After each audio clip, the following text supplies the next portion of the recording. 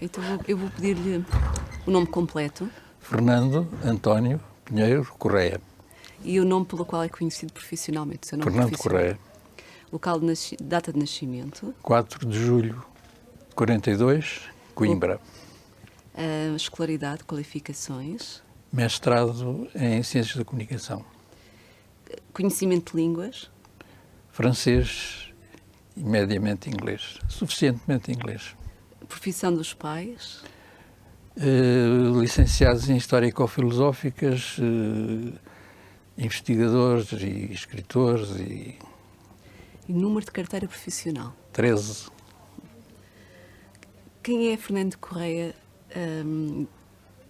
O ambiente familiar, como é que cresceu? Quem é Fernando Correia? Portanto, Fernando Correia é filho de dois intelectuais conimbricenses dos anos 40, ligados à esquerda, concretamente, diretamente ligados ao Partido Comunista. Tiraram o curso na Universidade de Coimbra, na Faculdade de Letras. Na altura não havia especialidade em Psicologia, mas os meus pais, por diversas razões, que só eles saberão, eu não me lembro, dedicaram-se à Psicologia, quer dizer, nomeadamente à Psicologia Infantil. Também tiveram um colégio infantil, chamado Instituto Infantil, que infelizmente acabou uma dezena ou mais ou menos anos mais tarde, porque teve um incêndio que destruiu tudo. Mas, portanto, dedicaram-se à psicologia infantil, escreveram alguns livros, escreveram artigos. Portanto, os meus pais tiveram uma atividade política bastante empenhada, clandestina, obviamente. E a minha mãe até de uma forma até mais aberta, porque correspondeu-se e teve reuniões com a Maria Lamas no contexto do movimento feminino da altura, dos movimentos femininos da altura, pela paz. E, portanto, digamos que foi nesse meio que eu nasci, cresci e fui educado, não é? E isso, pronto, depois teve repercussões no Como é que futuro. o influenciou na sua opção profissional, por exemplo? Bom, a minha opção profissional só veio muito mais tarde, não é? Quer dizer, recuando um bocadinho só para dar o contexto na continuação do que estávamos a falar, eu comecei muito cedo, ou melhor, comecei como normalmente a ler a banda desenhada na altura, o Cavaleiro Andante, etc., o Príncipe Valente e outras figuras da banda desenhada da altura. E depois, efetivamente, o contacto com os meus pais e com os amigos dos meus pais, etc., e com filhos dos amigos dos meus pais, portanto, meus contemporâneos da altura e hoje, os que ainda estão vivos. Portanto,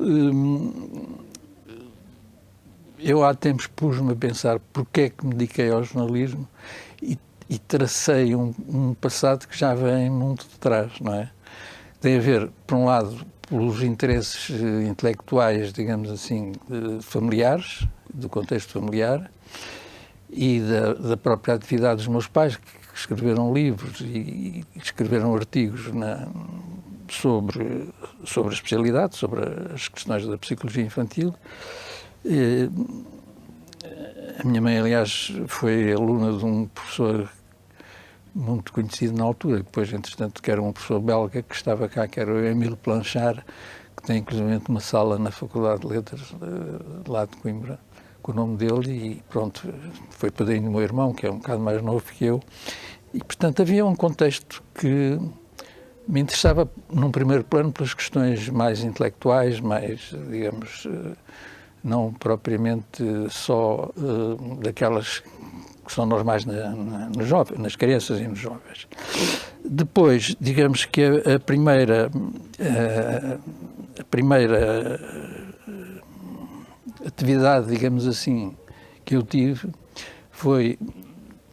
Nós, entretanto, mudámos para Lisboa, a família mudou-se para Lisboa, porque o meu pai trabalhava na Faculdade de Letras, era na secção não sei como é que se chamava, de Arquivo e Documentação da Faculdade de Letras de Coimbra, mas teve uma transferência que lhe era vantajosa economicamente para vir para aqui, para Lisboa, para a Faculdade,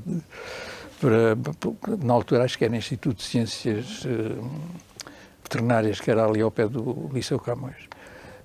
Pronto, isto para dizer que a vinda para Lisboa... Tinha que idade nessa altura? Tinha para aí, portanto, isto foi...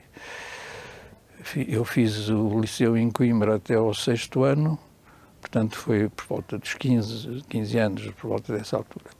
E fui para o Liceu Passos Manuel, onde tive a felicidade de ter 2 ou 3 professores que me marcaram muito, nomeadamente o Joel Serrão, que era o meu professor de História, o nosso professor de História, e cujas aulas depois eu e os meus colegas e amigos, nomeadamente um que já faleceu, que era o Daniel Ricardo, também muito, que também depois seguiu muito o jornalismo. Lembro-me de nós conversarmos muitas vezes sobre o que a gente tinha aprendido com ele, não é? E logo aí, digamos, nasceu o primeiro impulso, que foi fazer um jornal escolar, não é?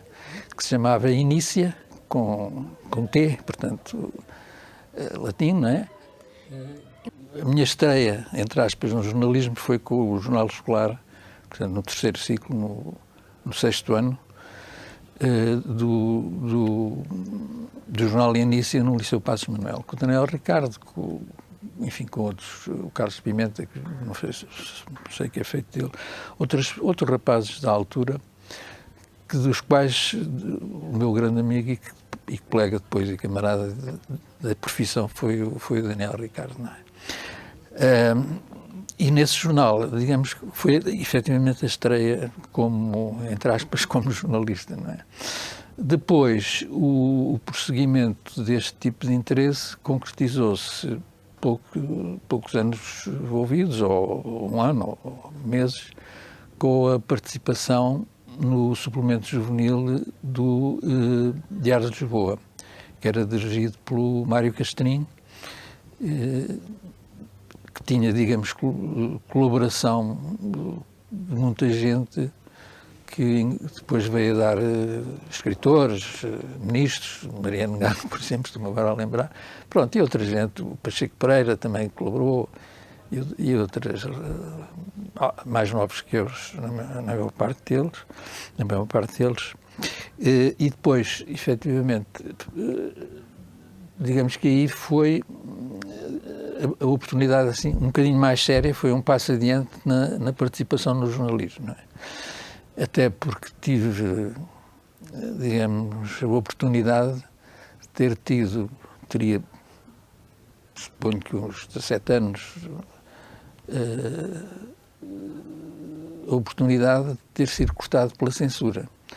Ou seja, numa altura em que, aliás, já lá houve ali o Diário de Lisboa Juvenil era dirigido a meias, digamos assim, pelo Mário Castrinho e pelo Augusto da Costa Dias, especialista no século XIX e com coisas escritas sobre esse assunto durante os anos.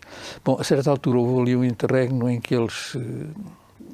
houve um desentendimento qualquer que eu nem sequer me lembro muito bem qual foi, nem sequer não interessa para o caso. Acontece que quem tomou conta nessa altura durante uns meses foi o Urbano Tavares Rodrigues. E foi precisamente nesse período que o meu artigo sobre a historiografia alcobacense foi cortado pela censura, artigo esse que se baseava muito enfim, nas fontes e nos elementos que eu tinha recolhido das aulas com o Joel Serrão, não é? Foi cortado pela censura e tenho lá, não tenho a carta, mas já escrevi já há uns anos aquilo que ela dizia, mais palavras, menos palavras, uma carta do Urbano Tavares Rodrigues, dizer não podemos publicar o seu artigo porque foi cortado pela censura numa manifestação que consideramos ou considero que inacreditável e criticável, e pedimos desculpa, mas como compreendo, não temos nada a ver com isso e tal. Pronto. E a partir daí o Augusto da Costa Dias criou, ou convidado-me para criar, não sei, um outro suplemento juvenil. O Mário Castrinho continuou sozinho no Diário de Lisboa, juvenil, e o Jornal da República, criou o juvenil da República. Não é? E foi para esse que eu passei também, que digamos que era um bocadinho mais à esquerda, ou pelo menos mais ortodoxo, como hoje se diria. Mas que teve também uma colaboração também bastante boa, de gente conhecida, que depois se tornou conhecida, e no qual eu depois estive durante alguns anos. Nessa altura ainda estava no Liceu Camões ou já tinha... Não, no Passos Manuel. Passos Manuel, peço desculpa. Pois. Ainda estava no Passos Manuel. Entretanto, agora já não sei medir bem, mas deve ter coincidido mais ou menos, entretanto entrei para a Faculdade de Letras, não é?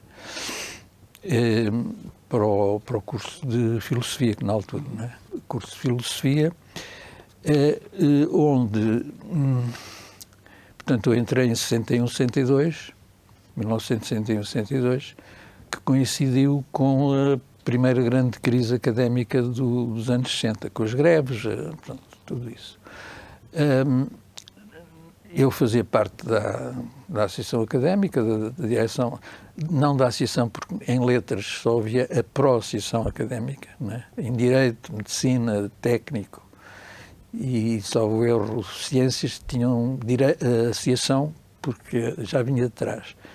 Letras e outras faculdades ainda não tinham associação constituída, de maneira que autoconstituíram-se como pró-associação, não é? Mas tinham atividades, enfim, associativas como as outras, não é? Nomeadamente no período daqueles que era da crise académica, não é? E, portanto, aí também havia as organizações associativas, quer dizer, havia a RIA, que era a Reunião Interassociações, cujo secretário-geral era, na altura, o Jorge Sampaio, deixou de ser, porque, entretanto, também era um bocadinho mais velho, e depois já passou, licenciou-se e saiu, e havia uma outra entidade, que era a RIP, Reuniões Interpropaganda, e eu era o representante da Faculdade de Letras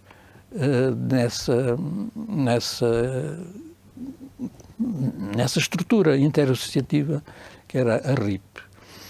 O que também denota, digamos, a propensão para a propaganda, E, efetivamente, na Faculdade de Letras também se criou um jornal.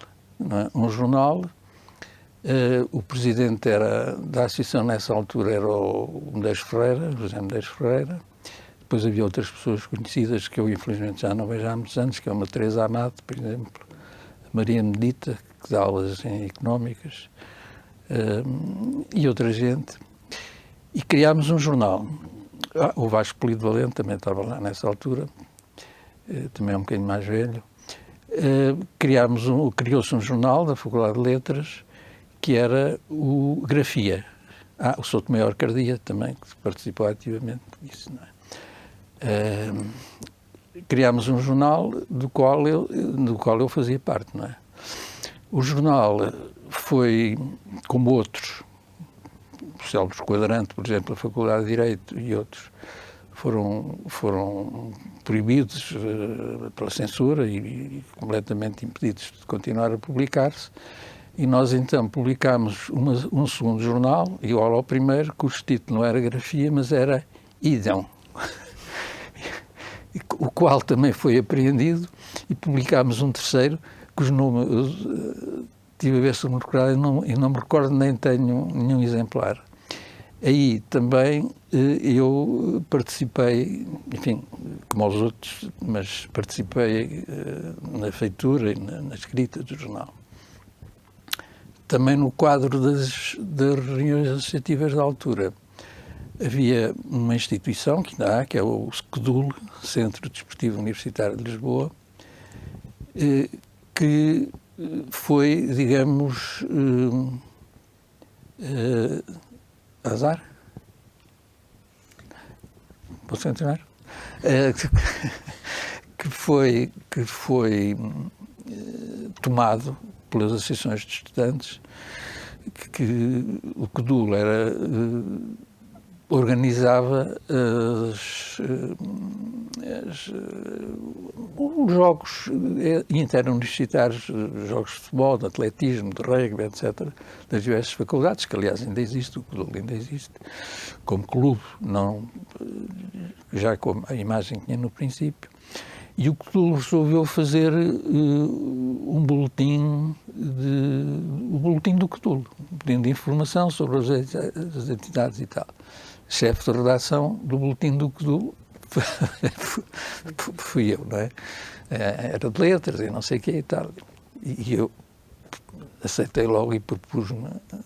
E pronto, isso publicaram-se para aí uns 8 números, não sei se mensais. Portanto, foi, digamos, a minha experiência, não direi profissional, mas continuada de uma publicação e tal, que era o responsável. Portanto, isto estamos em 61, 62, isto creio que se prolongou depois para 63. Entretanto, a ligação à imprensa, ao fim e ao cabo, começou, tinha eu muito jovem e continuou nos anos, com os 20 e poucos anos, não é? Portanto, a origem está aí, não é? Depois veio o início na atividade profissional, não é?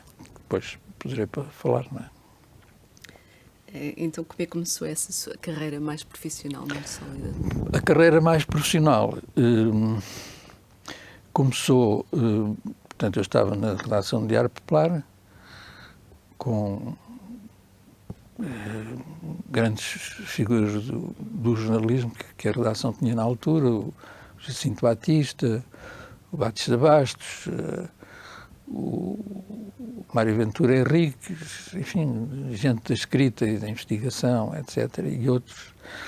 E também tinha velhos jornalistas, nomeadamente como o Urbano Carrasco, que é, digamos, um repórter muito conceituado na altura, ferozmente pró-regime, mas que tudo isto num convívio da sala de redação que era interessante. Mas, de qualquer maneira, foi aí que, ou melhor, foi com esse objetivo, com esta pretensão de ser jornalista profissional, que pus a hipótese de ir para o Diário Popular.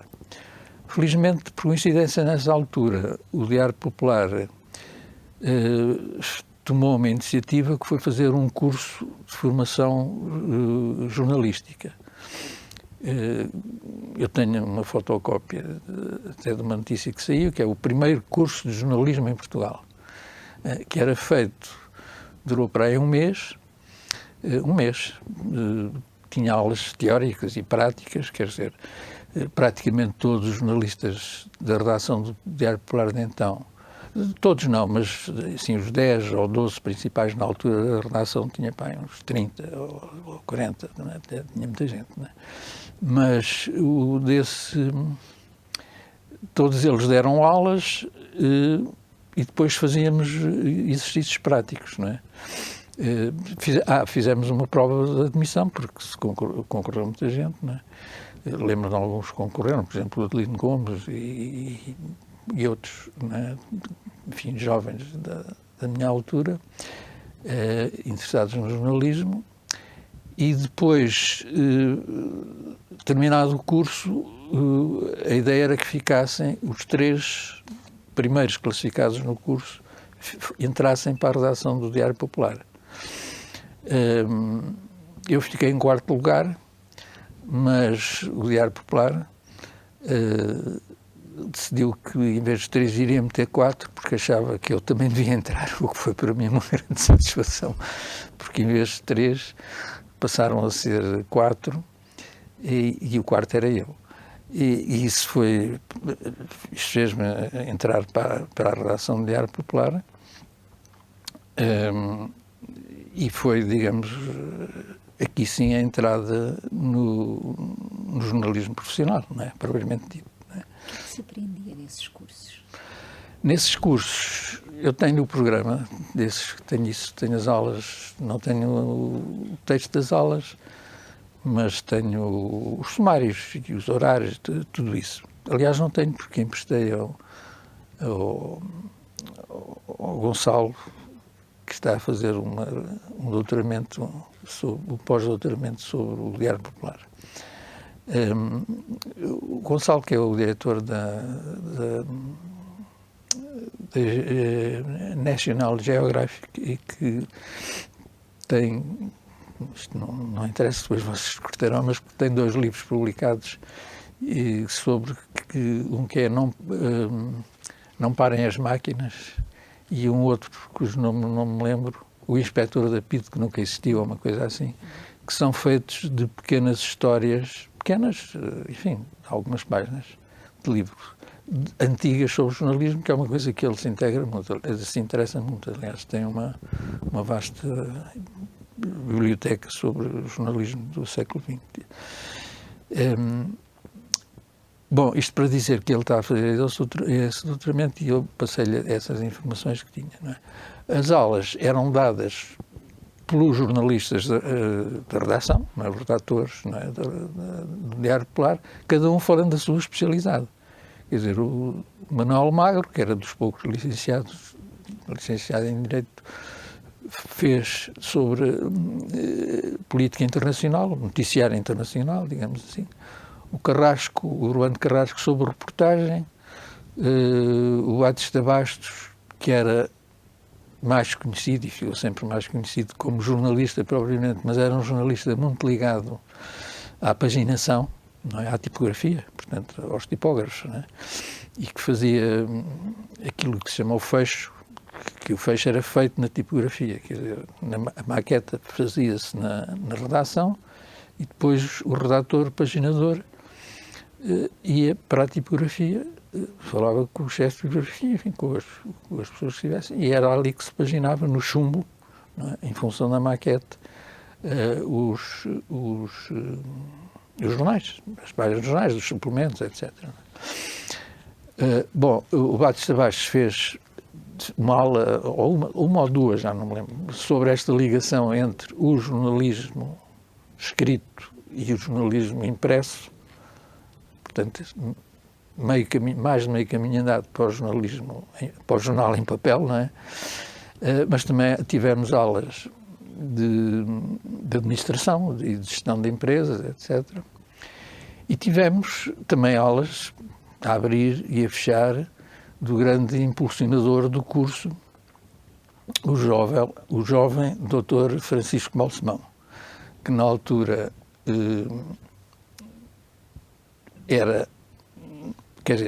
era filho, já era antes, não é? de um dos donos do jornal, que aliás eram 2 irmãos, eram os conhecidos os 2 velhos Balsemão, e ele tinha que também, depois, enfim, em saber, em conversa com ele, que também se interessou sempre pelo jornalismo, estava ansioso por poder tomar conta da obra do pai, que vinha dos anos 40 e tal, não só do pai, mas de outros também, 2 pessoas conhecidas da altura no jornalismo, da parte industrial ou comercial do jornalismo. Mas o grande impulsionador deste curso de iniciação foi o Francisco Balsemão, que foi, digamos, um sangue novo que entrou ali na redação, porque via cheio de entusiasmo de fazer um jornal diferente. Ele tinha menos de 30 anos, suponho eu, não sei, mas isso também é fácil de ver, e tinha uma relação, digamos, muito simpática, amigável e persuasiva, digamos assim, com a redação, principalmente com os jornalistas. Aqui vem talvez um bocadinho um preconceito de classe da parte dele, com os jornalistas intelectuais, digamos assim, e não com os tarimbeiros, que havia lá muitos, não é? nomeadamente um velho Dom João da Câmara, que tinha sido locutor da emissora nacional, que o Rogério Santos com certeza conhece muito bem e que eu conheço da altura, que era um jornalista que ia lá fazer umas horas ao Diário Popular, visto que nesta altura o jornalismo os jornalistas tinham 2, até eventualmente 3 profissões, quer dizer, trabalhavam conforme fosse um jornal da manhã ou da tarde, a parte que sobrava tinha outro emprego, não é? Bom, mas o Francisco Balsemão é muito importante neste contexto geral, e eu, como era também um intelectual, ele também gostava de falar comigo. Eu até devo-lhe dizer que, aqui para nós, que ninguém nos ouve, até lhe mandei uns avanços clandestinos daqueles, pelo correio, para ver se ele ao menos lia qualquer coisa. Mas é evidente que nunca tive nenhum feedback, porque ele nem sequer sabia que tinha sido eu a mandar. Mas ele se recordar, já que nessa altura não sabe de mim de onde recebeu uns avanços. Bom, mas ele tinha um diálogo muito, quase diria fraterno, ainda que na sua posição de administrador, mas que chegava ao ponto de alguns deles convidar para ir com as suas esposas, como ele diria, e eu fui com a minha mulher, como digo, almoçar à casa dele, jantar, e ele convidou, nesse mesmo dia, a mim e ao Batista Bastos, que era também, já morreu também há uns anos, que era, digamos, era um extrovertido, às vezes bastante intrusivo, e gostava enfim, de falar de alto e de gesticular e dizer umas coisas e tal. E lembro perfeitamente de ter falado com o bebê, como a gente lhe chamava, lá vamos jantar à casa do Balsemão. Pois, porque não há azar, ele estava, era um jovem assim um bocado a gente sabe, assim, tá, não há problema. Ele até é importante para ele saber coisas e tal. E depois fomos à casa dele, que era ali na Calçada da Ajuda, onde mais tarde, não sei se ainda hoje é a sede da empresa, que não é, acho que não era, na altura não era empresa, era outro nome qualquer, pronto, da empresa que administrava o Diário Popular. E entramos na sala, entramos na casa, recebidos com a sua esposa, Mónica, da altura, e depois sentámos à mesa, e aquilo, a casa do Balsemão, era uma casa de gente aristocrata e rica, não é? Era uma casa, enfim, palácio, não é? Digamos assim. E era mesmo, não é?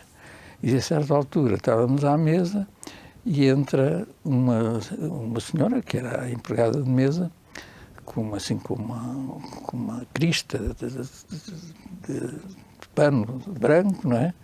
Com um avental e tal, e umas luvas brancas. E o Batista Bastos, que era um provocador nato, quando ela se aproximou, levantou-se: como está a minha senhora? O Balsemão e a Mónica riram-se muito. E ela, peço desculpa.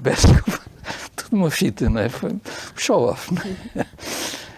E depois também fez parte dos show-offs. Já agora o Balsemão e a sua esposa nos mostrarem uma parte da casa, não fomos ao quarto deles, mas ele fez questão de nos mostrar uma sala onde ele passava os seus tempos de distração e de evasão e tal. Então abre-nos uma porta com um salão enorme, não é? Todo do século XIX e tal, e coisa, tudo tapetado e não sei o quê, cheio de tapetes e quadros. E ao fundo uma bateria moderna, aquilo que se chamava jazz band, não é? Uma bateria, não é? E então era ali que o Balsemão passava os seus tempos de descontração.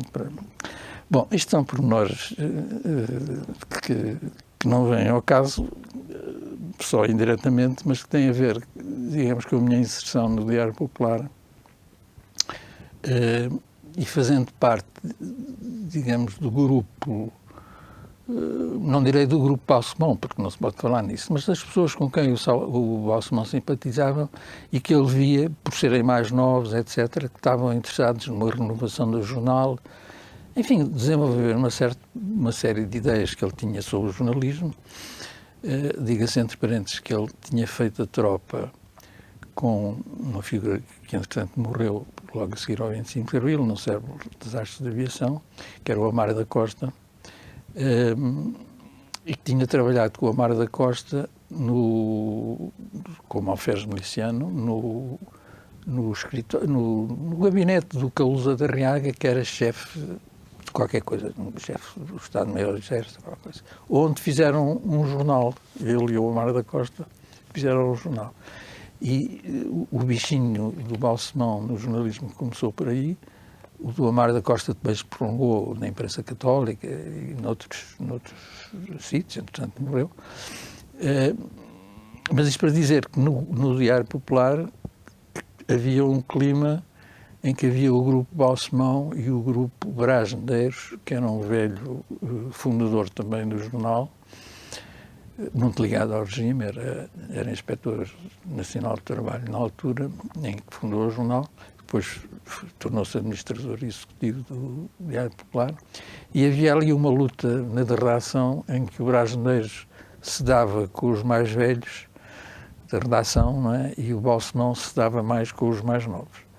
Mas mesmo, por exemplo, em relação à censura, o Balsemão era muito mais, e foi-se tornando cada vez mais atrevido, digamos assim, em nos dizer: a vossa obrigação é escrever.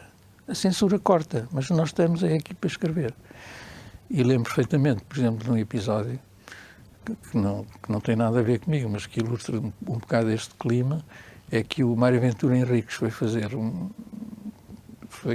designado pelo jornal acompanhar a viagem do Presidente da República, do Américo Tomás, a Moçambique, e o Mário Ventura Henriques disse ao Balsemão: doutor Balsemão, o que é que eu lá vou fazer? Quer dizer, já sabe que eu não vou fazer nada de propaganda, não vou escrever nada disso. Ou então escrever a censura corta. E ele disse: você não se preocupe, você vai e depois vai fazer ali uma viagem pelo Malau e não sei o quê, que é uma coisa que cá não se conhece, não é?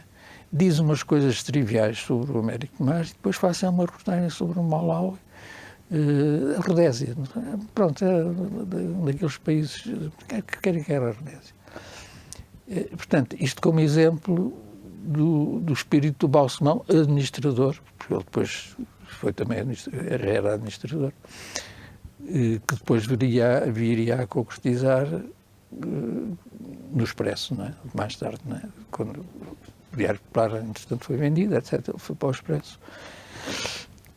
Bom, isto para dar o clima um bocadinho do Diário Popular, que foi muito bom para mim, no sentido em que foram 7 anos, ou 8 anos que eu estive no Diário Popular, em que aprendi por dentro o que era o jornalismo, nas suas várias componentes, quer dizer, que era jornalística propriamente dita, quer no conjunto global da empresa, nomeadamente a parte gráfica, que era fundamental, não é? Hoje praticamente estão unificadas no mesmo ramo, não é? O computador e está tudo feito, não é? Ou quase, não é? Menos a impressão. Na altura não, aquilo tinha diversas os transportes, saía-se à rua, coisa que hoje não se sai, não é? Hoje não se sai à rua. Hoje... Como é que eram as rotinas? Como é que se descreve um dia de trabalho nessa altura? Como é que... Olha, o dia de trabalho, digamos assim, era muito mais feito na rua do que na redação. Eu, quando comecei, não comecei imediatamente a ir à rua, mas fazia 2 ou 3 coisas que eram, digamos, habituais. Uma era ir para os telefones. O que é ir para os telefones? Na redação de Diário Popular, e depois isto era, digamos, replicado nas outras redações com maior ou menor dimensão, mais ou menos pessoas, havia uma sala, havia uma mesa ao fundo da redação, onde havia 2 telefones ligados à telefonista, não é? Não havia propriamente ligação para o exterior, para onde telefonavam os correspondentes, não é?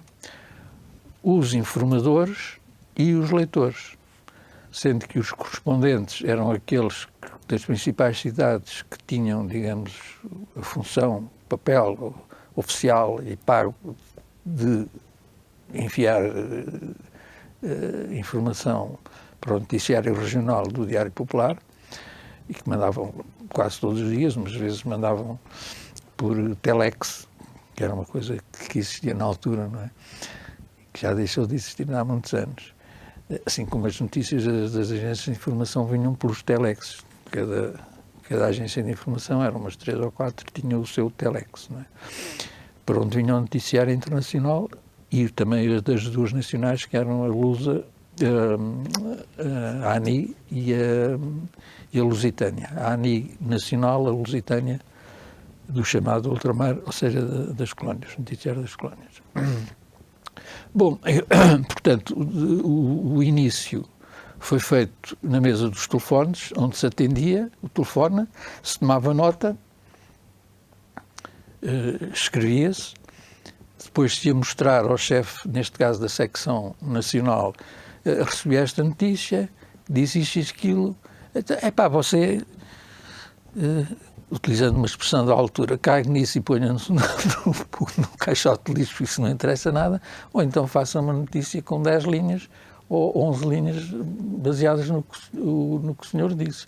Ou então, você foi um bocado ingênuo, porque podia ter insistido nisto, telefone, peça à telefonista para ligar para o senhor e perguntar mais isto, mais aquilo, porque isso pode ser que dê mais outra notícia. Portanto, digamos que era um trabalho de ligação com o leitor em função da produção da notícia e da produção do jornal, que permitia, digamos, o crescimento do jornalista e aprender como era, não é? Isto, digamos, que eram os primeiros meses, não é? Depois, a seguir, começava-se a sair, não é? Começava-se a sair para algumas coisas mais ou menos folclóricas, não é? Mais ou menos pouco importantes, não é? Eu lembro-me de ter ido ao casamento de uma atriz muito conhecida na altura e justamente famosa, artista da revista, que era a Ivone Silva, que de vez em quando ainda aparecem os vídeos sobre ela, que era não sei o quê, o nome qualquer, Adília Costureira, pronto, uns sketches que é famoso, pronto, uma grande artista, não é?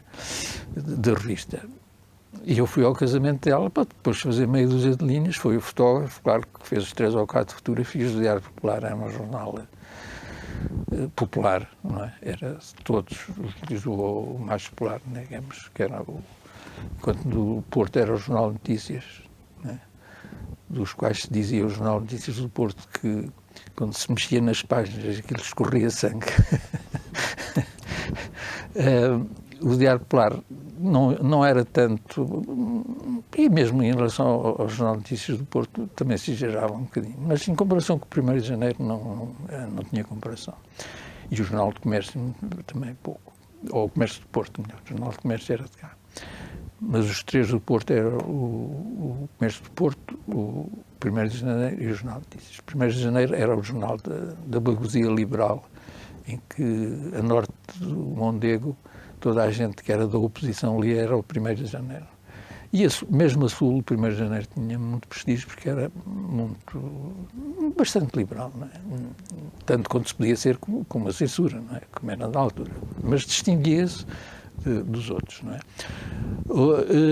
Portanto, isto tinha a propósito do início da carreira, não é? Portanto, da profissão. Eram esta questão destas saídas para coisas sem grande importância, não é? Muitas vezes para acompanhar o fotógrafo a um determinado acontecimento, como a inauguração de um navio, não sei como é que se chama, mas o lançamento de um navio à água, etc., para tirar uma fotografia e depois fazer uma notícia sem importância. E depois, portanto, notícias que à medida que os meses iam passando, iam se tornando mais exigentes, não é? Porque, evidentemente, nós, quando estávamos no princípio, estávamos na secção da cidade, não é? Visto que havia a cidade, o nacional, que era um noticiário nacional geral, a política, o internacional, a economia e o desporto, que era, digamos, a grande secção dos domingos, não é? Que enchia lá os domingos de gente a telefonar para os campos de futebol, a saber os resultados e as formações das equipas do país todo, da primeira, da segunda, primeira divisão não, a primeira divisão tinha enviados, não é? Isso também depois é um caso interessante, que é a questão dos jornalistas desportivos, que é os jornalistas desportivos não tinham direito à carteira profissional, não é? Só tinham direito os jornalistas desportivos que estivessem na redação de um diário. Esses sim tinham carteira profissional. Mas, por exemplo, o Aurélio Márcio, o Carlos Pinhão, um grande amigo e camarada já falecido, o Carlos Pinhão, o Homero Serpa, também, etc. Que, pronto, mas isto... vocês tenham que façam mais perguntas para eu ser mais direto.